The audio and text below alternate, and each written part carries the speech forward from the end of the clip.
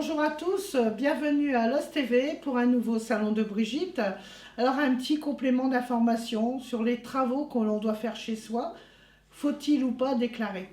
Alors selon la nature des travaux, l'autorisation peut être une simple déclaration à la mairie, au service de l'urbanisme, ou une demande de permis de construire. Alors vous allez à la mairie, vous vous renseignez, vous expliquez les travaux que vous allez faire, si vous avez un doute, et eux vous diront ce que vous devez faire. Si c'est simplement une déclaration à remplir, et eux vous donneront un papier comme quoi vous l'avez fait, ou si c'est vraiment une demande de permis de construire. Alors je vais vous aider un petit peu. Par exemple, vous voulez faire une piscine.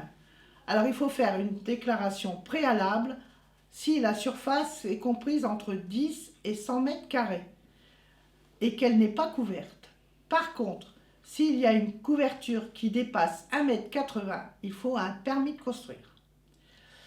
Si vous voulez installer des panneaux photovoltaïques, il suffit d'une simple déclaration préalable de travaux, peu importe la surface. Vous avez le droit de le faire. Un abri de jardin. Alors, à partir du moment où il ne dépasse pas 20 mètres carrés, vous avez le droit de l'installer chez vous, mais vous devez quand même le déclarer à la mairie.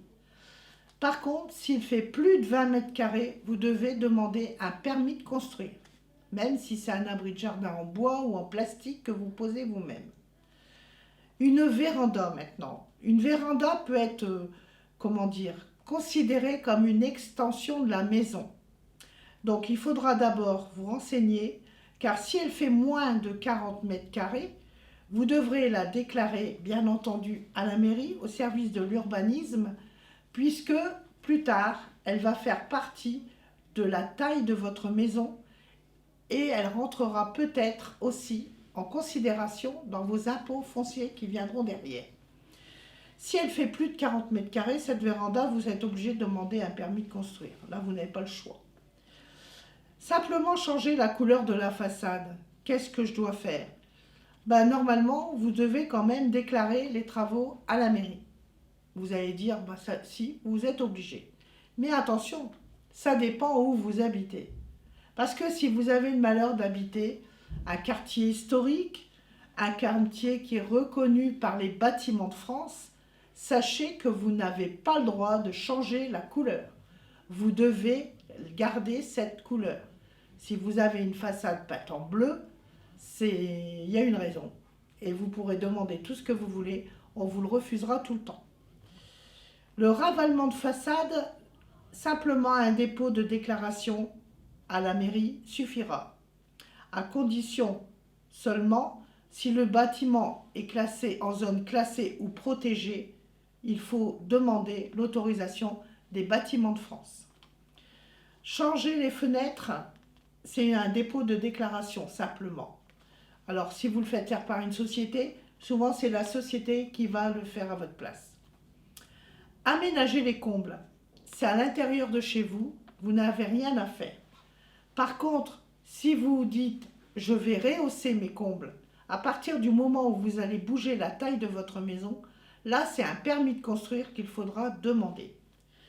Vous avez envie d'un bon barbecue pour cet été et vous voulez en faire un en pierre dans votre jardin. Sachez que vous pouvez faire tout ce que vous voulez sans le déclarer, à condition que ce barbecue ne dépasse pas 2 mètres de haut. En matière de construction non déclarée, faites très attention car vous risquez l'interruption des travaux en plein cours et leur destruction. En plus, vous risquez une amende qui peut aller de 1 200 à 6 000 € par mètre carré qui ont été construits. C'est l'article L 480 du Code de l'urbanisme. Tout ceci en tant que propriétaire. Cela ne concerne pas les locataires qui ne peuvent changer l'aspect de leur logement. Ils doivent garder le logement comme ils sont rentrés dedans, tout au moins l'extérieur. S'ils arrivent dans un logement qu'il y a une cour avec des palissades, ils peuvent entretenir. Mais s'ils arrivent dans un endroit avec un terrain ouvert où il n'y a pas de clôture, ils n'ont pas le droit de poser de clôture. Ils doivent tout laisser ouvert, même si ça ne leur plaît pas. Ils l'ont vu en arrivant. Qu'est-ce qu'ils risquent? il risque l'expulsion pure et simple du logement et après avoir procédé à la remise en état des lieux comme il l'était auparavant. Voilà, j'espère que ceci vous a éclairé. Je vous dis au revoir et à bientôt pour un nouveau Salon de Brigitte.